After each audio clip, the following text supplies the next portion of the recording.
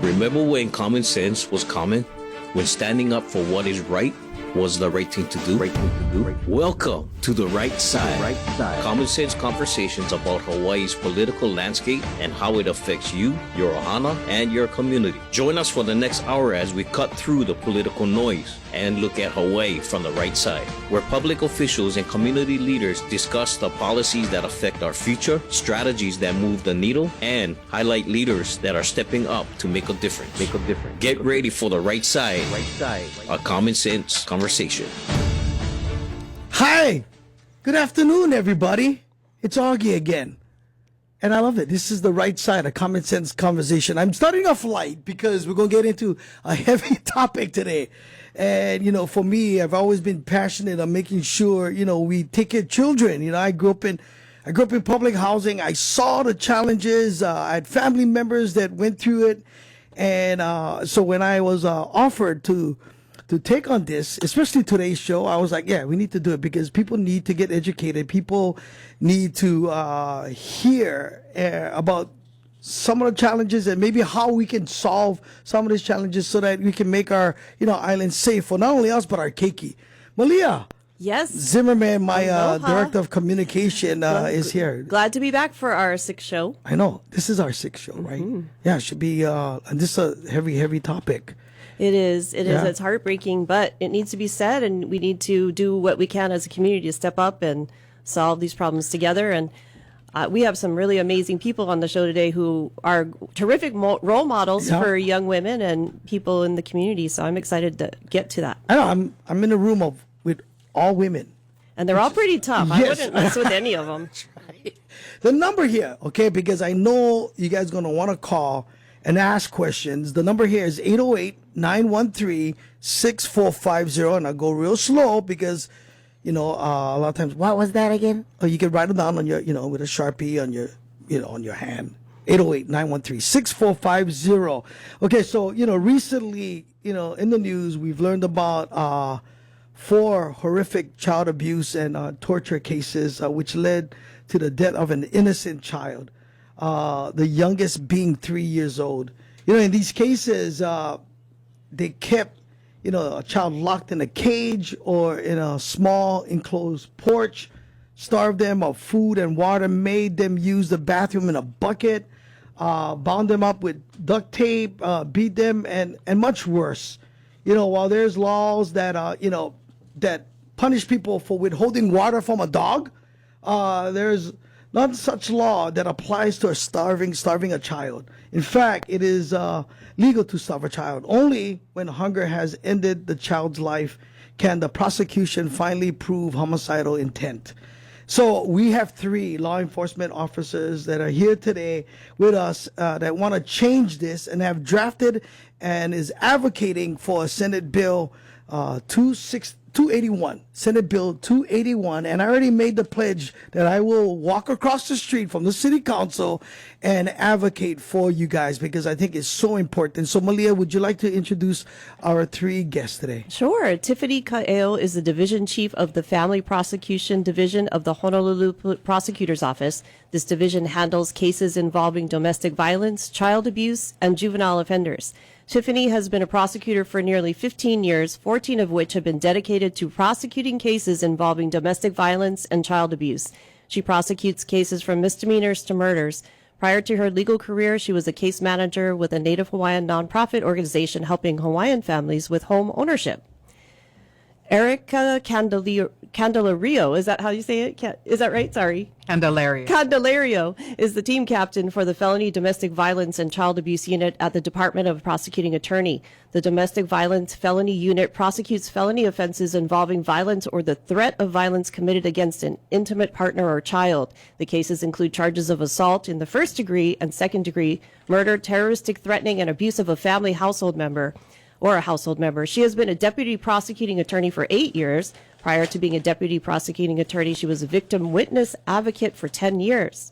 And we've all seen Lieutenant Deanna Themis, right? Did I say that right? Dina Themis. Dina Themis supervises the Honolulu Police Department's homicide and special enforcement details. This summer will mark her 30th year at HPD. She is the first female to lead the department's homicide unit. And if you've ever watched the prosecuting attorney or the police department joint press conferences or the conferences, she always takes on the really tough cases. Yeah, no, I was excited heartbreaking because you're very popular.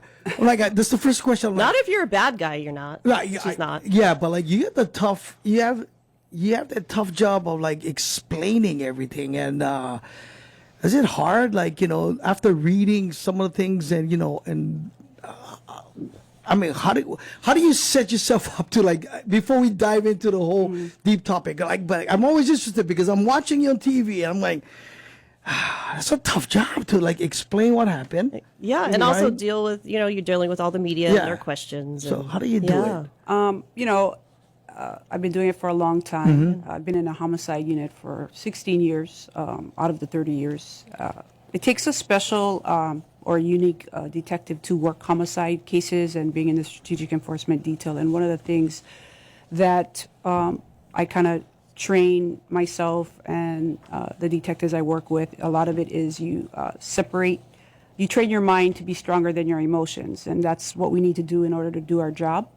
And we also have ways to deal with things after we do our job. And it's easier said than done, but each of us have an out. HPD also offers a lot of peer support, and each of the detectives individually handle it the best way they know how. And as far as me personally, I'm able to do it. I've done it for a long time. Yeah.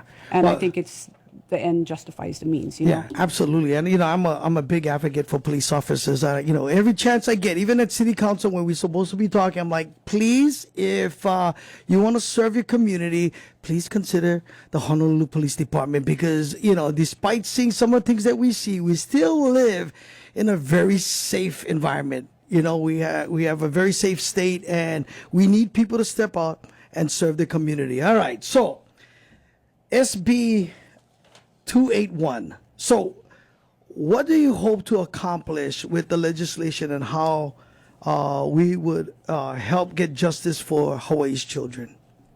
Well, we really think this is going to address a gap in our criminal codes. So right now, when we're looking at these children who are being tortured, we can only look at them in the context of death, right? We're seeing them after they've passed away, but what we really know is that they are being tortured long before they pass away, right? And so there's no mechanism for us to hold perpetrators accountable before that happens. And so when we're able to catch them before their untimely demise, we want to be able to prosecute those cases. And this statute will let us do that.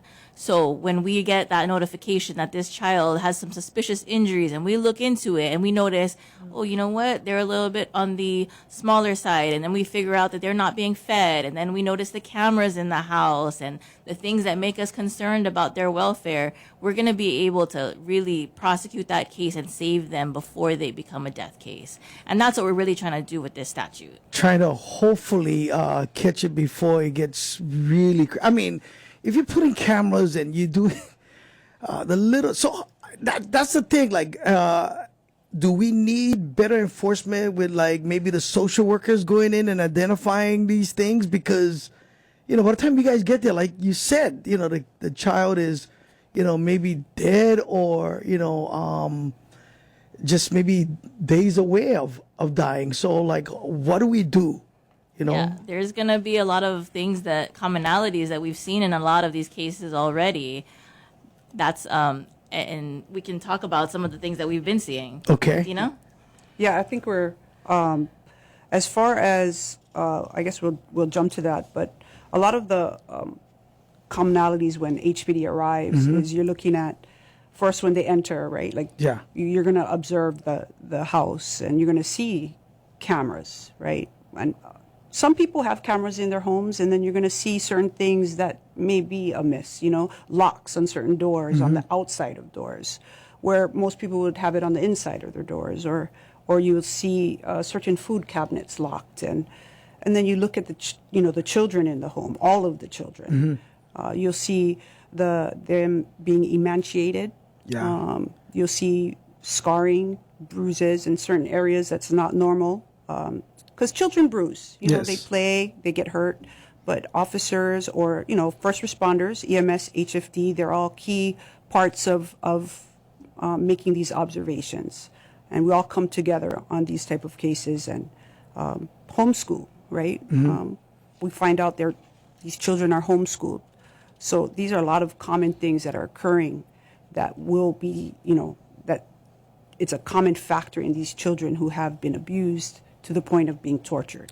Could it be because of the fact that, a lot of families, I think what I last read was like 64% families living paycheck to paycheck. So there's some stress happening in the home, or, people doing things that they're not supposed to because they out of desperation, right?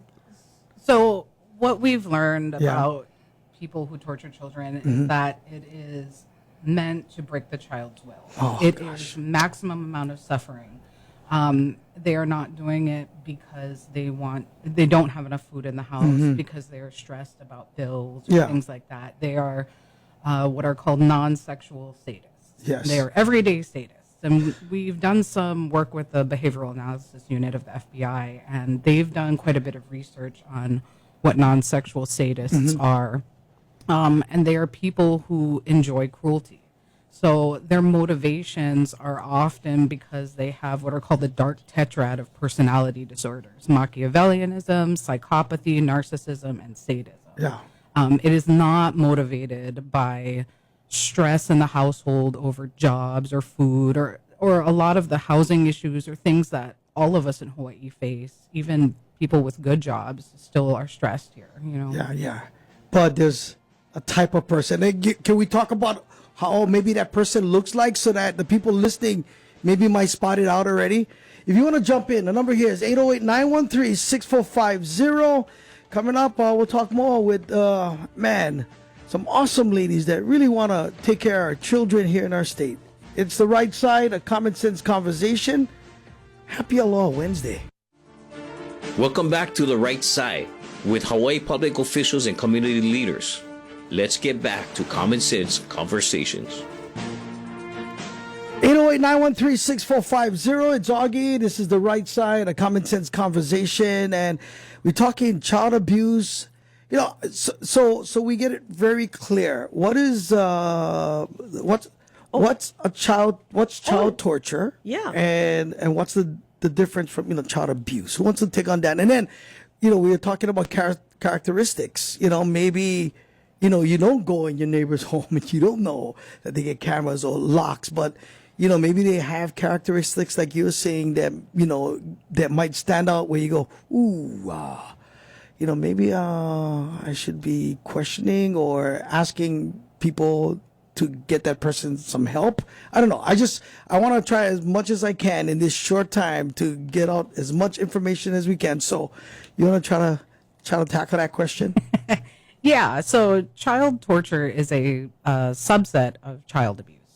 And what differentiates it from child abuse is its intent, which, like I said earlier, is designed to maximize suffering and break a child's will. So we're not talking about singular acts of violence where somebody might be slapped or punched. We're not talking about cultural norms in certain communities where certain things are accepted. People are always talking about, I got lickings when I was a kid, Yes. right? So we're not talking about those kinds of things. We're talking about long-term, systematic, and quite frankly, creative things that are designed to long-term harm a child and create that suffering. We have a phone call. This is coming from the Big Island. We've got Kavika on the phone line. Kavika, go ahead. What's your question? No, just want to make a comment on you guys' subject today. You guys CP, Child Protective Service. It's so understaffed. It's incredible how they even can monitor these kids. And one thing about I noticed, it's almost like the system corrupt. They know what's going on, yet they're worried about other stupid kind of laws. And it's been going on. It's going on constantly. I hear stories and then I read the paper. I'm thinking, these officials, how stupid can they be? I mean, they're not approaching this with I mean, how serious are they? I mean, how much cases like this went by already? Think about it. I mean, they taking this serious, or they just letting kids die because nobody checking up, nobody following up stories, or what's the deal? I mean, are we really corrupt with our system that we cannot even control these guys who go and check on kids? I mean, seriously, I mean, No, I hear your frustration, Kavika. We hear your frustration, and yeah, no, I appreciate you calling in and expressing that. I think, I felt the same concern when the ladies came in. I was like, Kavika, thank you so much for calling, and we'll see if the ladies will answer your question. But, I shared that, I've been part of the foster program for a long time, and, when I first started, it was like real small, and now it's so big, and there's so much needs in our community. So you want to try to answer Kavika's call? I do. I think that is the reality is we're short-staffed everywhere, right? Social services in general are short-staffed. We're talking about nonprofits, island, statewide. Child welfare services will tell you they're short-staffed. The HPD will tell you they're short-staffed. The prosecutors will tell you that we could use more people. All of these agencies are key to making sure that children are safe, right? DOE also, right? And that's another huge agency that supports our Keiki, right? So many of the child abuse cases come directly from teachers reporting that. And so they're all key to keeping Keiki safe. And so what we do want to encourage, right, when your kids are coming out of school and they're going to college and they're thinking about careers, think about a career in public service. Yeah. That's a great way we can help keep our Keiki safe, right? And so being part of the solution would mean encouraging our people to take those jobs that are so difficult. It is very difficult to retain social workers in agencies like child welfare services, retaining good police officers, and anybody who wants to work in public service. And it really is a commitment to those kinds of careers because of the kind of work that we're seeing every day and the kinds of cases that we see. So yes, we need more funding for those kinds of programs. Yes, we need more people for those things. It's a labor of love. And I don't think anybody sets out to sort of not see these kinds of cases or not see them through. It's the reality of these kinds of cases also, and I think Erica can go into this, they're so easy to miss these level of cases because of the kind of perpetrator that we're talking about. They are so easy to manipulate the situation. I think Erica can talk about the research. The characteristics, right? Oh. So you're talking, I think you mentioned 3 of them. I remember one, you saying Machiavelli. So, no one talks that way. So can you, in layman's terms, so that, because I'm hoping, this is the kind of conversation that we have, and then you describe it, people go, ooh, I know somebody like that. And I think leading up to this bill, because at the end of the day, we want to take care of each other in our neighborhoods, right? So. Yeah. So these are people who are extremely manipulative. They are very good at covering up what the real issue is. They are people who, and this is not just anyone, but oftentimes what they do is they will blame it on the children. My children have all these problems, and that's why I have to keep them this way. My children are, they need all these extra services that they may not need. Now, that's not the average person who needs services for an autistic child or something like that. But these are people who turn everything around to blame other people for any issues in the house. And that's how they manipulate everybody. And that's how they get away with, at least initially, while the children still look fairly healthy, they will get away with convincing anybody that comes into the house that this isn't a problem. What I tell people, and I think what we've been doing in some of our trainings, is if you go into a home and you see things like locks on the refrigerator, that's a little bit weird. Most parents don't put locks on their refrigerators. I don't like my kids going into the refrigerator at 11 o'clock at night and eating the cookies, but I'm not locking the refrigerator, things like that. Cameras in the house, I have a camera up because I watch my dog during the day. Yeah. But if it's a 2-bedroom apartment and there's cameras in every single room and cameras in weird places, that might be the sign of something. Again, not everything, not every time, but sometimes. All right, let's talk about the bill, because I'm hoping that this will, encourage you guys to be advocates, and you guys can testify on behalf of the bill. So who wants to explain the bill? I think Dino's talk a little bit about the bill, huh? Yeah. So the bill is, like I said, was meant to address the gaps in the system. And what we're talking about is the children who don't suffer death. So really, the key part of it was the starvation, right? Because there's nothing currently in statute that addresses that. And what we're seeing is starvation is maximum punishment with least amount of visible injury, right? Because there's no bruises from that. Right? So you're not going to notice that about the child until they've wasted away and really suffered so much internal injury, right? And malnourishment causes brain injury and organ failure and all of these really horrible things that you can't see from the outside until it's too late. And so that was a key part of the bill. And unfortunately, initially when the bill first went through Senate, that part got taken out, and we were very thankful that when it crossed over to the House, that's been put back in. And so what we're really hoping is that going forward, that will continue to remain in the bill and we can pass it through to a floor vote. And so we really like for the community to support the bill going forward, and that the legislature will pass SB 281 in its version now as it stands. So several victims came forward to advocate for the bill. What are some of their compelling stories and reasons to get the bill passed? We don't know the victims, but their stories are obviously very important to them and seem to highlight their sufferings or the sufferings of someone close to them at the hands of the perpetrators. So their stories highlight the prolonged suffering that is not covered under the current laws, which would be supported by the bill once it's passed. Yeah, that's awesome. So in addition, to victims and law enforcement, who are other advocates to this legislation? Well, now you. Yes, absolutely. I am like, yes, you can count on me, but we need more people. We need, Kavika, you called in, you frustrated with how the system is run. This is a great way, to take the first steps and hopefully, to one day, we don't have to talk about children. And, the sad thing is that, we all know it starts at home, and we can blame education. We can blame a lot of things. But at the end of the day, these are children, and we want to do whatever we can to advocate for them, yeah? So, yeah, Lieutenant Tamus and I, we are, Tiffany's a little more involved in legislative stuff, but Lieutenant Tamus and I, it's been a real civics lesson for us because we do a lot of the work, but we're not going to the legislature and doing things like that. We're in the trenches doing the day-to-day. So what I would say to people is you have to get involved. If you care about children being hurt, which everybody does, it's so important to submit testimony, to come and testify, to do all those things that, quite frankly, I don't think either of us ever even thought we would be doing. Yeah. Sorry. So I know there's a lot of people that stopped me to talk about the bill, how much they support it. But I think the bottom line is for them to understand that submitting testimony or testifying in person would be a great way to support the bill. Yeah, and a lot of times, being in the city council, we have our hearings when everyone's working at. We know everybody in Hawaii works. Everyone has 2 or 3 jobs. So that's why it's important to pay attention. And if you cannot be there in person, you can testify. You can do a written testimony.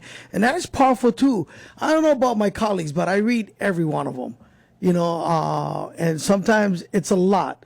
But at the end of the day, we are here to represent people and to listen to the people's need. And if you are concerned about, what you see in the news with children being abused, this is your opportunity to let the people know who represents you that this is important.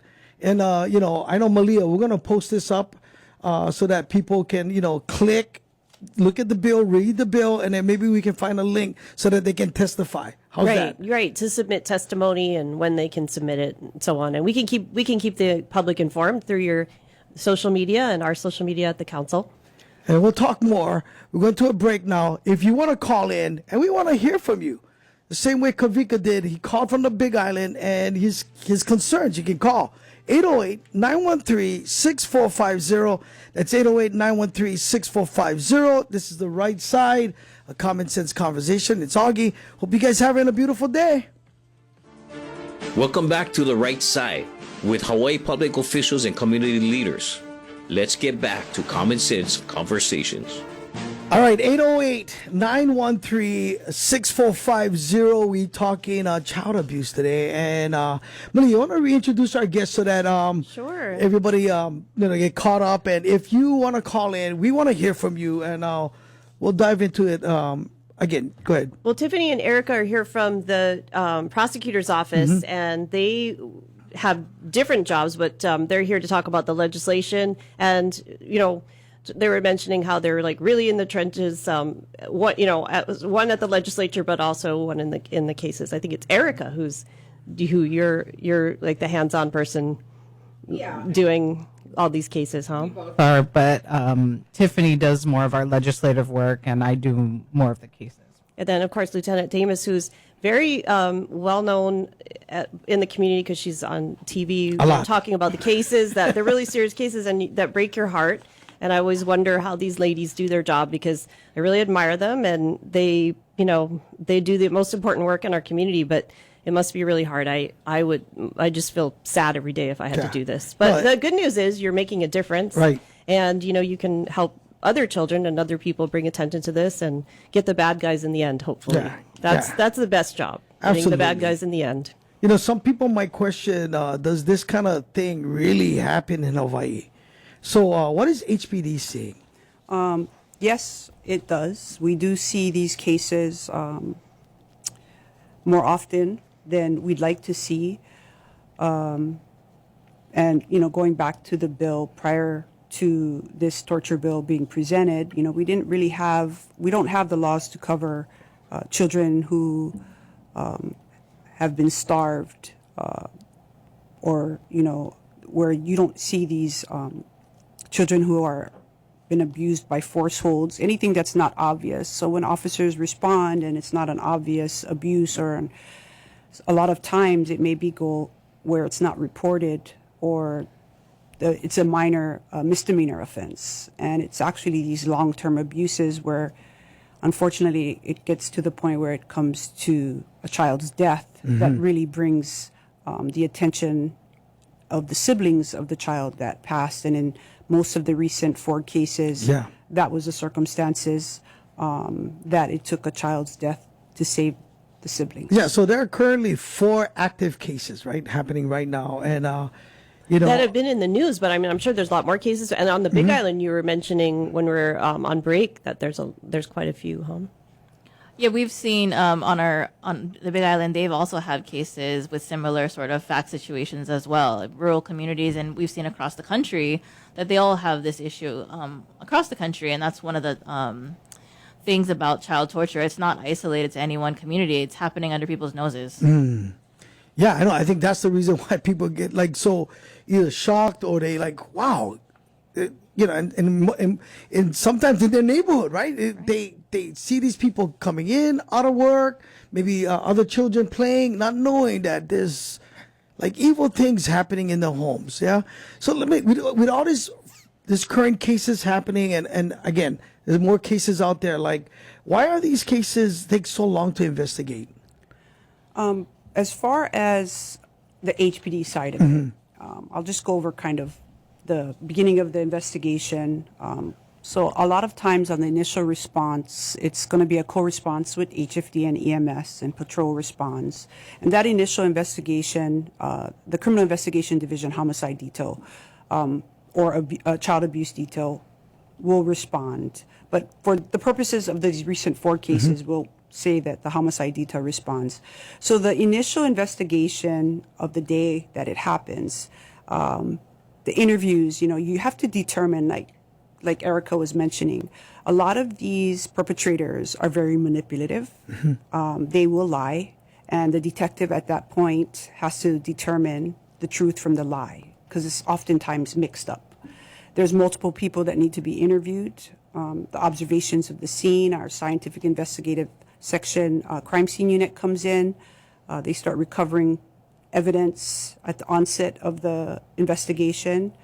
We will work with the medical examiner's office, and which is a very huge part of our investigation, and we will come to some type of preliminary conclusion. Based on that, we will notify the prosecutor's office, sometimes immediately before autopsy, sometimes it's right after the autopsy, and we'll work with them side by side. And this is where we start doing search warrants. And these search warrants take time. It's we have to get surveillance sometimes and phones that have to be recovered, and we have to do search warrants for those. And we have to request these search warrants through phone companies or surveillance or medical records and school records, and then it takes time for us to receive these. Then all these results have to be examined page by page, hours and hours and hours, and then the children or other children all have to be forensically interviewed, right? So then you have canvassing of the neighborhood, and believe it or not, a lot of times the neighbors are huge people in our investigations. Then we follow up with HFD and EMS and all these people that are huge witnesses for us in our investigative process. And by the time this comes, it could be 6, 7, 8 months, sometimes a year later, by the time we get everything that we need to go forward with the charges, working with the prosecutors. So it does take a lot more time than it would on any other case. That's why this bill is so important. So hopefully we catch or we see the signs. It's the first steps, right? And hoping, that these cases never get to where it's at right now. Because, I mean, we know the story about Peter Boy, the little girl in Wamanalo. It looks like and feels like it was so premeditated in what's coming out now after almost 2 years, on how the siblings in the house might have seen things that, they had no idea about. But man, it's really heartbreaking. Often there are other children, like in the case of the Wamanalo girl, are in Isabella, a home. Yeah, right? Isabella. Isabella Ariel So Lua, right? where this kind of torture takes place, will legislation help get the justice even for them, the other children? Well, we're not going to be able to talk about any specific case, but what we hope is that, all of the children are affected by this, right? Every person in the home is affected by this. And what we know in child torture cases is that sometimes siblings are often forced to participate in the torture of other children, right?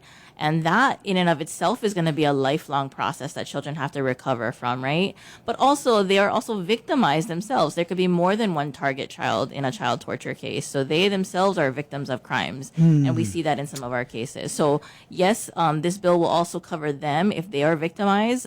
We have other statutes that we're going to use to charge those cases, but also getting them services too as part of our general wraparound services, right? So justice for this whole family really is what we're talking about when we're able to hold people accountable for their actions. That's what justice really is. We're looking at justice for a whole family when we're talking about prosecuting these cases. Yeah, because the story coming out about Isabella and the children, all the siblings might have participated or they saw things. It's just when you hear that, it's like if, as a parent. I think it was the 14-year-old girl had to, well, we don't know for sure, but it sounds like she witnessed quite a bit, right? Is there any update? So awful. Maybe you guys want to share any of the 4 cases that you can?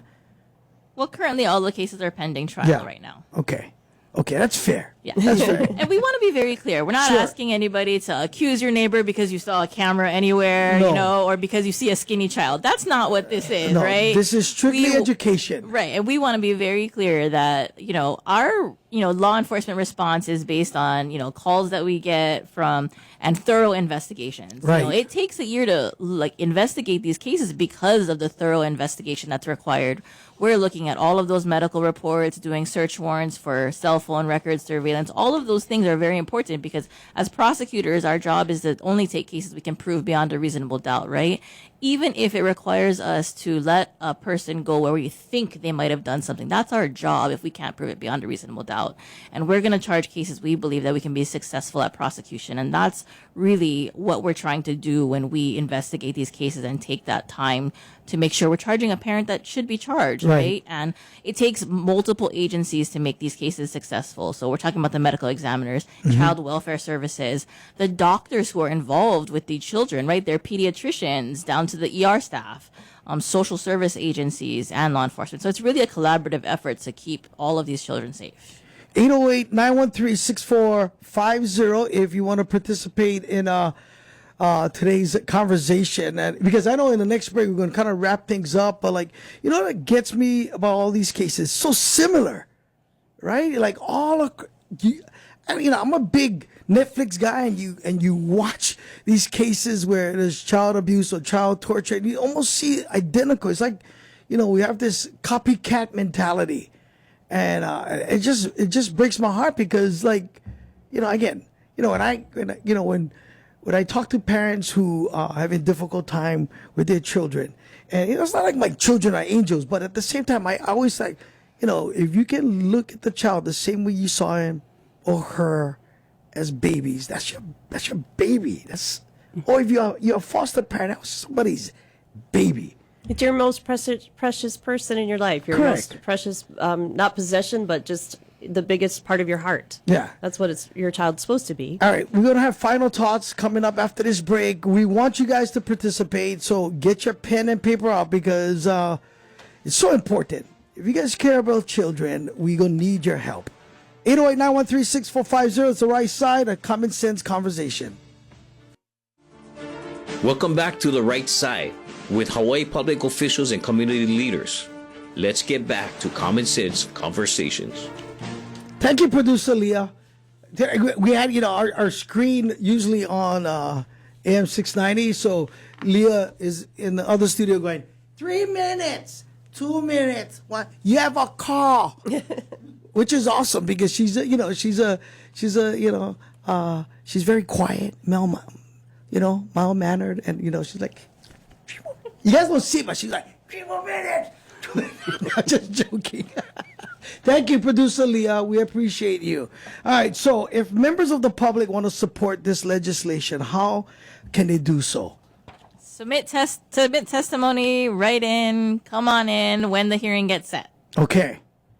So we Malia, we need to make sure that we, put this on our social media. Right. When keep in touch with us, and when some action happens and you get a scheduled hearing, we will definitely help promote it, testimony, and tell people how to testify. And maybe Augie can get on and do another video, or Sure. we can mention it again on our show. Whatever you guys want me to do. I think today's topic, I would love to have like a long form, uninterrupted, where we can, we can dive into it. Like, because I was talking before we went on a break. I mean, there's all these cases, and it's almost never ending. So it is frustrating, and yet, again, we still live in the most safest, state in the United States, and yet, when we see 1 or 2 or 3, 4 cases, we go, wow, man, things must be really bad in Hawaii, and it is challenging. But at the same time, we're at this moment where we can actually maybe,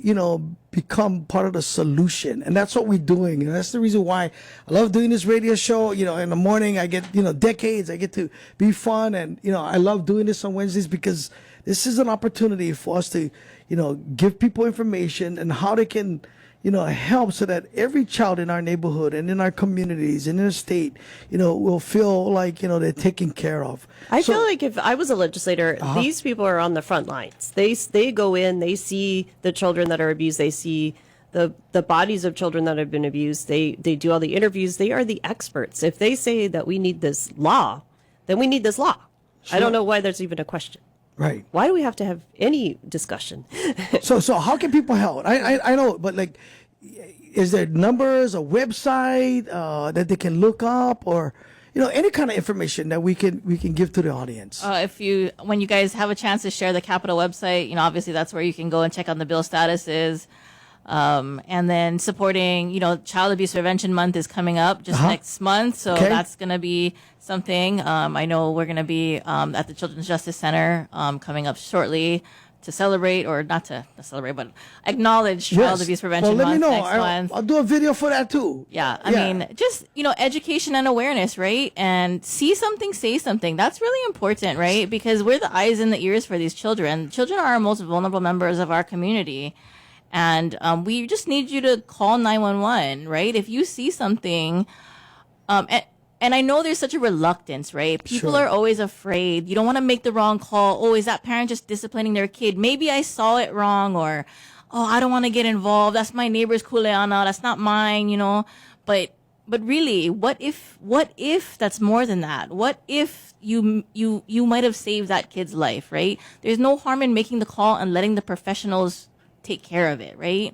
And so pick up the phone, And that's what you can do to help in the Better be situation. safe than sorry. Right. Right? Because you hear that story. We hear it from people all the time when something go bad, like, oh man, I should have said something. Well, if your instinct is like kicking you in your collar, you got to say something. It's just, we have this human instinct that tells us and protects us, and we know when something is wrong. All you got to do is just call, see something, say something, right? Is there a website where people can, again, maybe get an idea or clue? They can go Well, to the Capitol, I know the Capitol website had all if people look up that bill number, but we'll post it No, as I'm talking well. about if they need help. Oh, so also if you want to report something anonymously, Child Welfare Services has an Okay. intake line. I'm sure we can forward that information to you guys Yes. as well. HPD. Yeah, we have you can call 911 and remain anonymous. Yes. You can also call Crime Stoppers. Okay. Also, you can go to any HFD or EMS personnel and talk to them. They will either refer to child welfare, their mandated reporting, Right. or they'll call 911. I mean, they'll call HPD, and we all work together. Right. So if they're more comfortable to talk to a firefighter, or they're more comfortable to talk to EMS than a police officer, they're more than welcome to do that, and the message will get to HPD. That's awesome. Okay, we'll do some final thoughts. Who want to start first? Who wanna? As far as to support, like we said, to submit testimony or testify in person. But I think the bottom line is we're here today to really try to push this bill because we put the children first. The Keiki is important to us. I haven't been more passionate about anything so much about the children because they are innocent. They're the most vulnerable in our society. And I think we have a responsibility, Absolutely. and we owe them that. Yes. As far as our victims, they're voiceless, right? We speak for them. And if we are doing our part and the community does their part, and I think we can be successful in, making the perpetrators accountable. I appreciate you being here. Final thoughts? Yeah, I think accountability is really important, and everyone here is trying really hard to hold anyone accountable who does these terrible things to children. But we need your help because while we are mighty, we are few. And That's right. we need the public to really, advocate for themselves, advocate for kids, and get involved in the process. I just want to acknowledge all the people working in this field, right? Our partners at HPD, our fellow prosecutors who are doing this work, our firefighters and our EMS and our social workers at Child Welfare Services. It takes a whole village, our teachers who are reporting these crimes. Everybody has to work together in order to make this system safe. And so I just want to acknowledge everybody who is doing their part, and we just need more partners in this to keep our Keiki safe. So if everybody can just pitch in, we appreciate that. Again, see something, say something. Malia, what's our topic next week? Who are we having next week? Ooh, we're going to have the young man and his father Right. that were bullied. Yeah, The son that was the bullied. recently the kid that got assaulted in Parade Center. They're gonna come on talk about bullying and other things that's on their mind, and hopefully we can learn and change what we're seeing here in our community. Ladies, I appreciate you guys being on. This is really like I'm fired up. I want to help. I want to do whatever I can to keep kids. Oh, hold on, Portuguese came out now. Keep the kids safe. Thank you guys so much for listening. This is The Right Side, Common Sense Conversation. We'll see you guys next week, Wednesday.